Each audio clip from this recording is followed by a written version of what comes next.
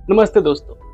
एक लड़का अपनी ही बहन से मिलने के लिए दिल्ली के जीबी रोड के एक कोठे पर जाता है, वो भी पैसे देकर। वो भाई अपनी ही बहन के साथ एक रूम में काफी देर तक रहता है। जब उसका टाइम पूरा हो जाता है तब कुछ लोग बाहर से उसके रूम का दरवाजा ठकठकाते हैं और कहते हैं कि तुम्हारे टाइम पूरा हो गया, अब तुम बाहर आओ।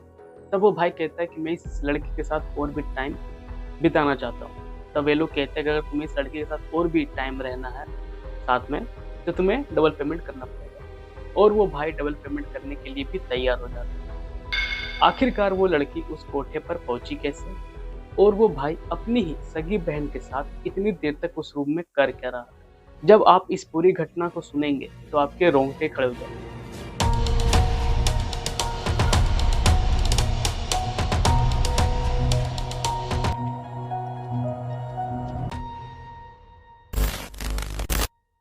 इस घटना की शुरुआत होती है 2019 में कोलकाता से। कोलकाता की रहने वाली दो लड़कियां बहुत अच्छी फ्रेंड थी, जिसमें से एक का नाम ज्योत्सना है और दूसरी लड़की जिसके साथ ये घटना घटती है उसका नाम नहीं ले सकते, तो उसे हम लोग रानी कहकर बुलाएंगे। वो लोग दोनों लड़कियां एक ही जो कंपनी में काम करती थी और बहुत अच्छी फ्रेंड थी। इतनी अच्छी फ्रेंड कि अगर उन्हें कहीं घूमने जाना हो, रेस्टोरेंट जाना हो, पिक्चर देखने जाना हो, तो दोनों साथ में ही जाया करती। लेकिन एक दिन ज्योत्सना बहुत सैड मूड के साथ रानी से मिलने आती है और रोते हुए अपनी कहानी बताती है। वो बताती है कि किस तरह उसका जॉब दिल्ली के एक बहुत अच्छे कंपनी में लग गया है, जिसकी सैलरी, मंथली सैलरी लाख से 1.5 लाख है, पर उसके परिवार वाले इस जॉब के लिए राजी नहीं। रानी भी इस खबर से थोड़ी मायूस थी, सैड थी, लेकिन उसके मन में चल रहा था कि क्यों ना इसके जगह इस जॉब को मैं ही कर लूं, क्योंकि इसका तो ज्योत्सना को तो जाने मिल नहीं रहा है।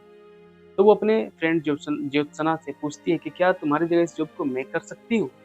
तब रानी ज्योत्सना बोलती है ठीक है। फिर उस कंपनी से एक लड़का आता है जो अपने साथ रानी को दिल्ली लेकर जाता है। अब रानी दिल्ली की उस कंपनी में है। रानी बहुत नर्वस फील कर रही है क्योंकि उसे थोड़ी ही देर में इंटरव्यू देना है। तभी उसी कंपनी का एक आदमी रानी के पास आता है और रानी से कहता है कि आप चाय कॉफी लेंगे।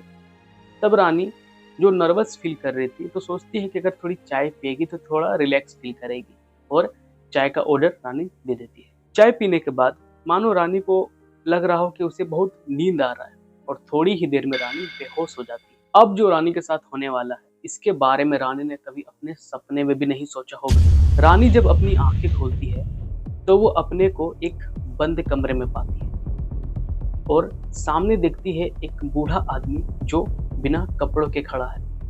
ये सब रानी देखकर बहुत हैरान हो जाती है और वो जब अपने आप को भी बिना कपड़ों के देखती है तो वो पूरी तरह शॉक्ड हो जाती है। रानी चीखना चाहती थी, चिल्लाना चाहती थी, उस आदमी के साथ लड़ना चाहती थी, वहां से भागना चाहती थी, पर वो ऐसा कुछ नहीं कर पा रही थी। मानो उस चाय के पीने के बाद रानी के शरीर में बिल्कुल भी ताकत बची ही ना हो। वो बस एक जिंदा लाश की तरह उस बेड पर पड़ी हुई थी। असल में रानी जहां पहुंच गई थी वो दिल्ली के जीबी रोड के एक कोठे पर थी।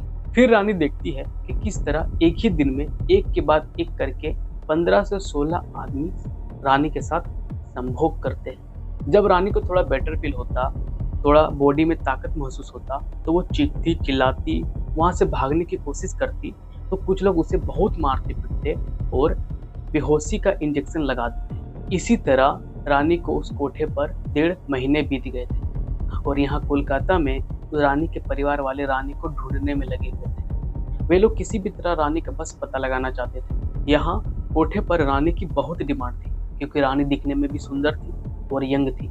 सारे कस्टमर रानी के पास ही जाना चाहते थे। उसी में से एक कस्टमर कोलकाता का ही रहने वाला था और रानी का ही लैंग्वेज बोला करता। ये सब रानी को भी अच्छे से पता था। और एक दिन जब वो कस्टमर रानी के पास आया तो रानी बहुत अच्छे से उस कस्टमर के साथ बातचीत करती और थोड़ी देर बाद रानी अपना सारा प्रॉब्लम उस कस्टमर के साथ शेयर करती और बताते किस तरह वो यहाँ पर कोठे पर आई है और किस तरह यहाँ पर फंस गई है। फिर रानी उस कस्टमर से मदद की विनती करती।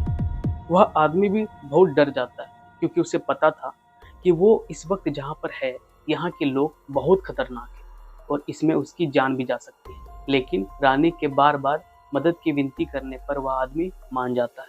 फिर रानी उस आदमी को अपने भाई का नंबर देती है और कहती है कि आप जब यहाँ से बाहर निकलो तो मेरे भाई को यह सारा इंसिडेंट बता दीजिएगा।